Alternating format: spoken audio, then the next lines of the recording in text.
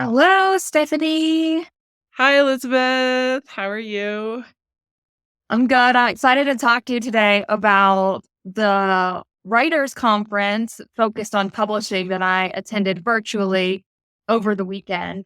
So it was an online conference. It did take place, I guess, in Colorado, but I don't think any of the agents who were like giving the lectures were actually in Colorado, but it was, I guess, for writers in the state of Colorado. The time zones and stuff, like the timing of the lectures were all mountain time. So I had chosen to participate in this conference because the heavy focus was on publishing.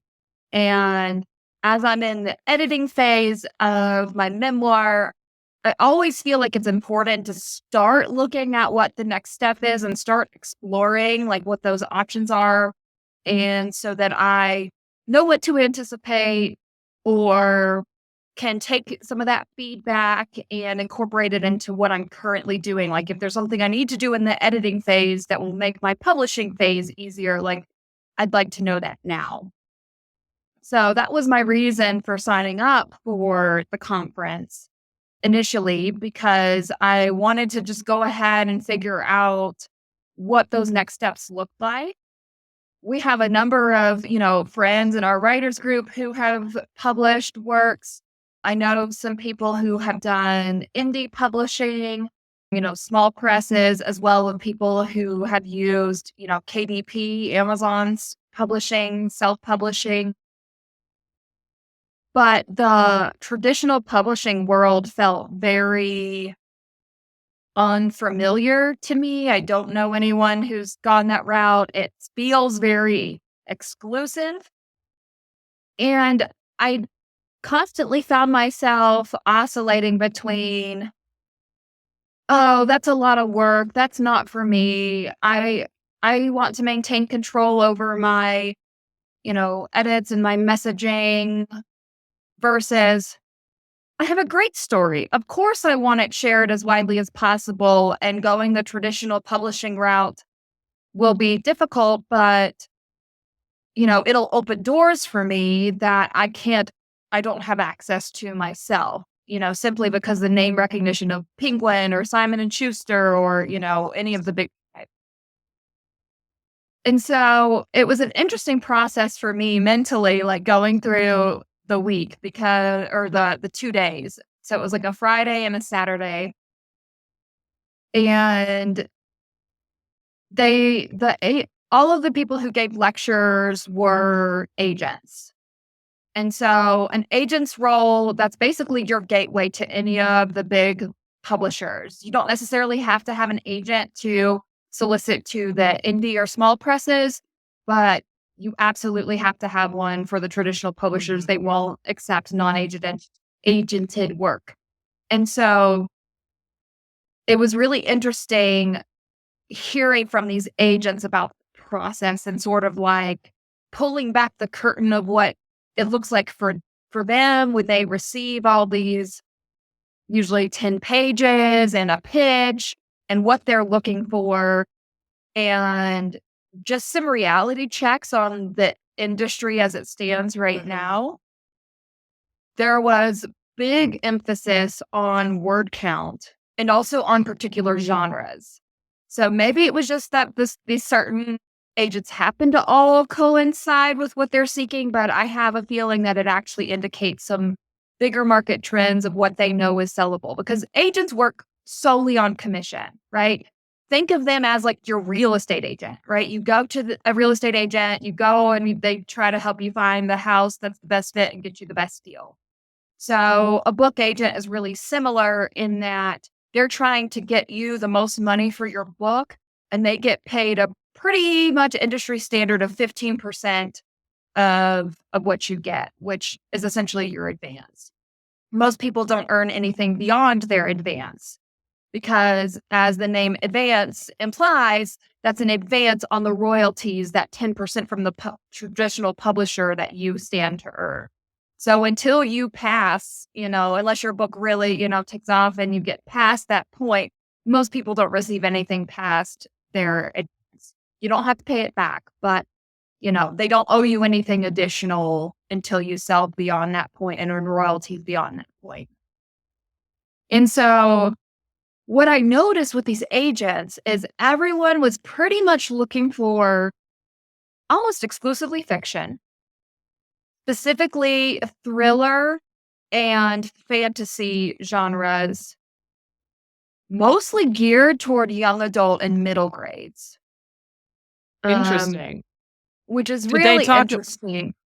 did they talk about why I mean, was there any mention about why that's the focus currently, or was that just what you gleaned from listening to them talk? That was just a commonality I gleaned when every agent was talking about what specifically they were open to hearing pitches about, is that they were all emphasizing that particular age group as well as those two genres. And also because those genres, especially fantasy, the word counts tend to go higher because you're having to build this whole world and there's a lot to it. The other piece of that is they were emphasizing that there is issue with the higher word counts because of the space those bigger books take up on the shelf. When a publisher looks at it, you have to remember this is all about business. But when a publisher looks at a manuscript that's like 150,000 words, they know it's going to take up this much space on the bookshelf. Whereas if they could have two books each selling for, $20 that fit in that same space. So that was one of the big messages for those who were writing in those genres already, that word count was really essential, especially as a debut author, making sure that you stay closer to like the 100,000 words level, maybe a little bit more, 110,000, but not writing these big epics. And it's easy to think that your book is the exception, or you can find the exceptions on the shelf, but you're usually not finding those from debut authors. Think back to like the Harry Potter series, right? So yes, we can, see book 5 and, some of those books were just giant, right? But Yeah. remember how big book 1 was? It was about this thick, and the other part, because those, especially fantasy, seems to be written typically in series because you put so much effort into building this world. The other big advice that a lot of the agents gave was make sure that you have a full story within that first book. And you can put in your pitch that it's, a standalone story with series potential, because that is kind of attractive to the publishers if they like, what you've written. But it needs to be a standalone book. So if you remember in the first Harry Potter book, Voldemort dies. Like there is resolution, there is conclusion. Yes, there's room to go on to year 2 and whatnot, but there is a wrap up to that story. So those are some interesting sort of takeaways. And then I'd love to just sort of explain what I took from what at least appeared to me as the process. So we as authors, we've written our manuscript, we've polished it up, we've gone all the way through our multiple edits. Maybe you've hired an editor on your own. Maybe you've used, beta readers or other writers to give you some feedback. Anyways, you get your book to the point where you believe it's ready. And then you write your pitch and you send your 10 pages, which is typical, or whatever they ask for, but it's typically 10 pages. Yeah. And it's the first 10 pages of your book, right? And you don't get to pick which 10 pages, like, oh, the really good stuff's in the middle. No, like it's the first 10 pages. And so then you send that to the agent and they read that pitch and they're looking at what kind of marketing potential it is, how well the characters are developed, how engaging it is, whether they're sucked in. There was all sorts of advice about not putting a question in your pitch. You want the reader to have the question. You don't want them to be forced to answer your question. because they may answer it in a way that you didn't choose to write the book. Like, will Yeah. she leave her husband at the end? Well, they may choose yes, you may have chosen no, or vice versa. So that was a big precaution. But anyway, that the agent just has a couple of pages to read. If they like what they see, they may ask for up to 50 pages. And then if they like that, then they may ask for the full manuscript. All of it happens before they ever sign you as an author. And did they talk Once about the length of, like, the query letters? The pitch, was there, like, a particular standard for how long your query letter or pitch has to be, or there were standards, yes. What did they say? So less than 200 words would be like the equivalent of the jacket blurb or pitch. So the query letter would include that. It would include the genre. It would include your word count.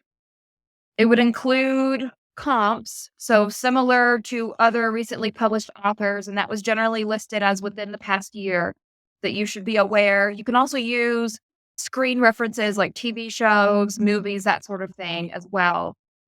And then a bio for the author that includes any sort of things related to their writing career, like where they've been previously published or other endeavors that they're working on related to writing.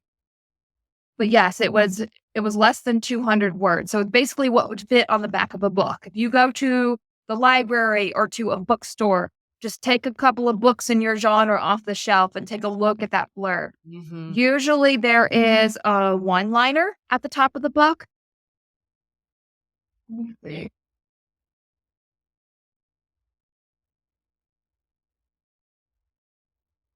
I didn't pick any good ones that had those. Maybe, here we go. So some of them will appear on like the inside flap versus the back where there's just accolades.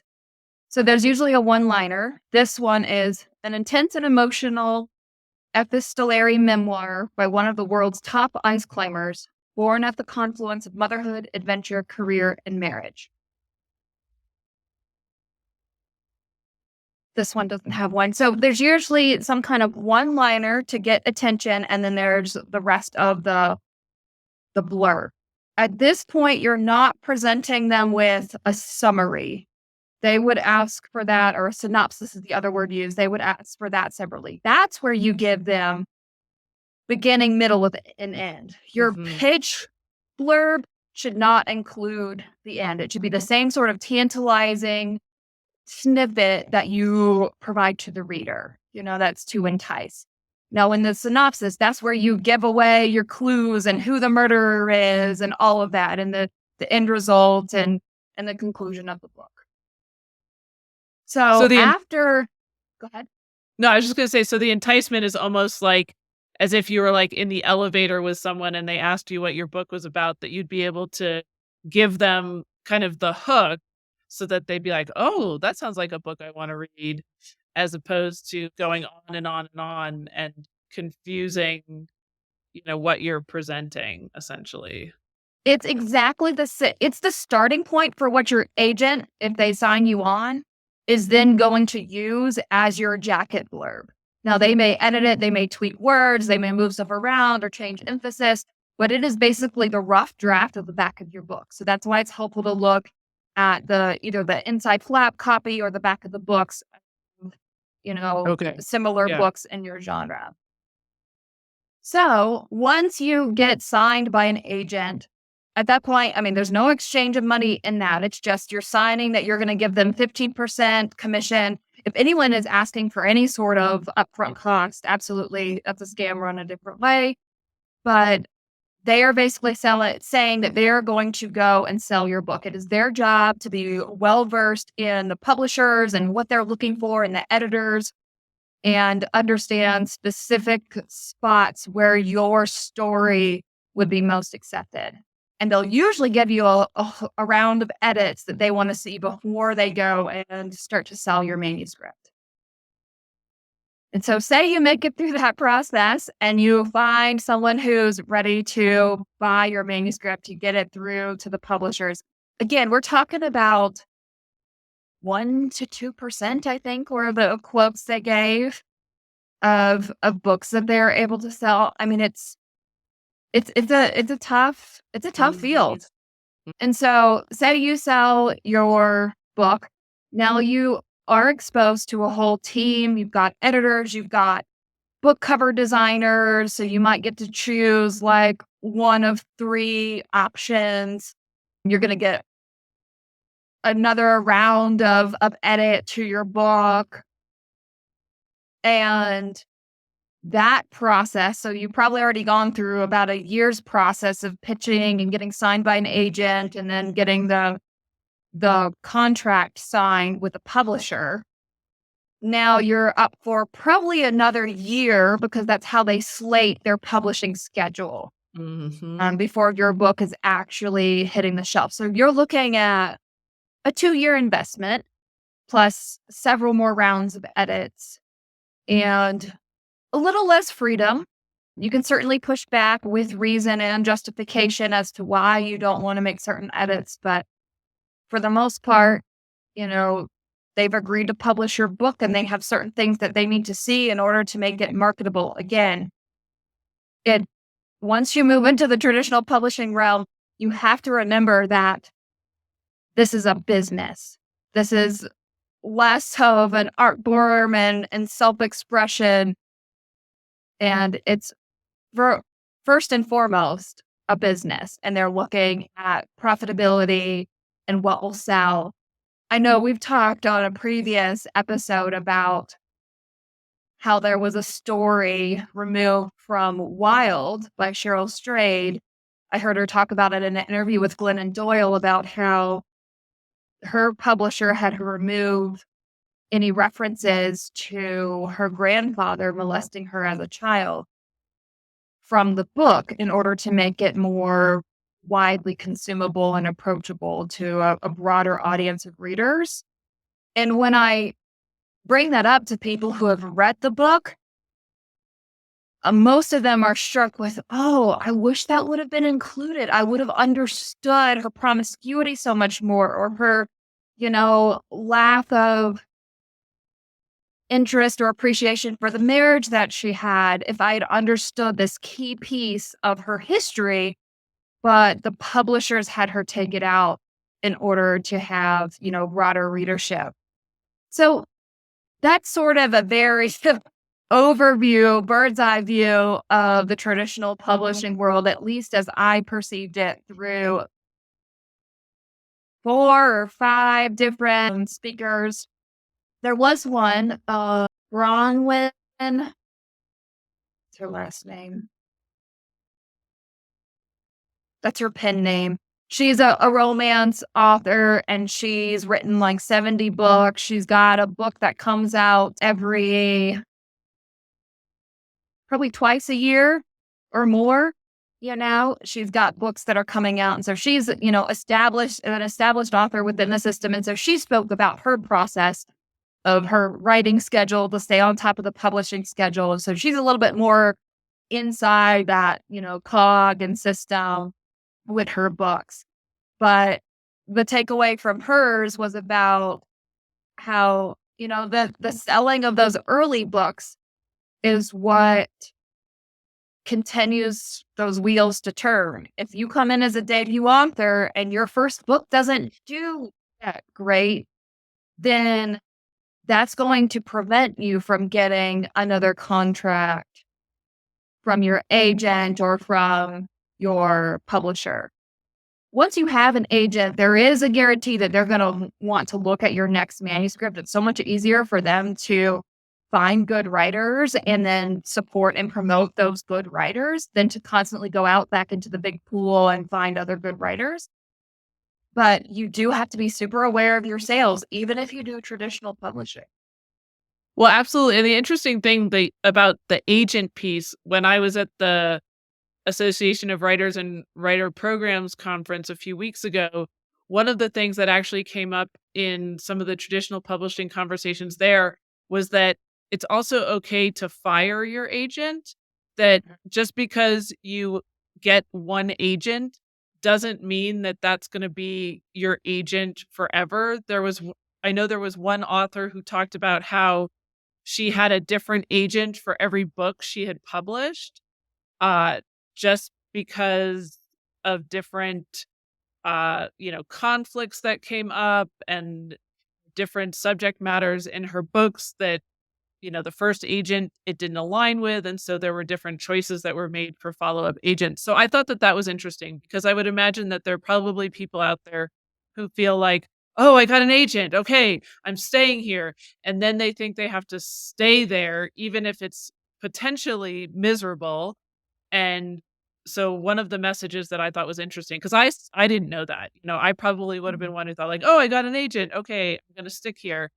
But to know that you can move around within the industry, and of course, I think once you're kind of in with an agent, it's a lot easier to then make connections with other agents as you're going along, if that's something. And certainly if you have an agent who's wonderful, like stay with it. Like that's amazing too. Not Another everybody. reason Another reason for switching, maybe if you switch genres, because agents have developed relationships with editors who are looking for books in a particular genre that they're seeking writers for. Say for me, my first book is memoir, but say I want to then branch into fiction for my next book, there may be a need to find a different agent. Now, granted, if you have a positive working relationship, that agent may be able to refer you to, a Absolutely. fellow agent that works within their same house or their same group, um, in order to like keep you within the system and to make sure that you're still well supported as an author. So it may not be a start from scratch, pitching process again. But yeah, there could be a number of reasons why it may be in your best interest to switch agent. Yeah, no, lots of good information about traditional publishing because I know we talked in an earlier episode about the option of small press, and so this is interesting to hear about the bigger houses and how to make your way and connect with agents. And I think it's also what also came to mind as you were talking were some other comments that when you're in the phase of going through the publishing, that it's always a good idea to get started on whatever your next project is. Don't wait, until you publish your first book just because you have an agent to then start, on your next project, that there should always be something going on. I know several authors who spoke at the conference I went to talked about there's kind of this waiting period that seems to go on forever and that it's always good to have something that's distracting you and having another project is one or picking up a new hobby. Some people talked about that to be able to not get so caught up in all of the craziness that happens when you all of a sudden have this team around you that's, buzzing about everything and asking you to make decisions that you're still working on your craft. That's so right. There was one of the agents that spoke heavily about that, about there being a lot of kind of dead air time in these like months and months it takes for even, the publisher to get back to you about the edits they want to see, or you have to, quickly turn around those within a month, but then it's Mhm. going to be 3 more months of silence before you get to the next step. And her advice was absolutely writers should be writing. Go ahead and start working on the next thing because we're going to want to see the next manuscript by the time, this book comes out and we see how it performs. We're going to be ready to move with the next manuscript. So, especially if you are writing a series or staying in the same genre, go ahead and be writing that next thing. That's your opportunity. So, I think this has been a great discussion of some of the big and traditional publishing route. We're going to do a separate discussion on some of the indie route, small presses, but we hope you've gotten a lot from our conversation. There's certainly lots of resources out there, like these conferences that I went to online and that Stephanie attended as well.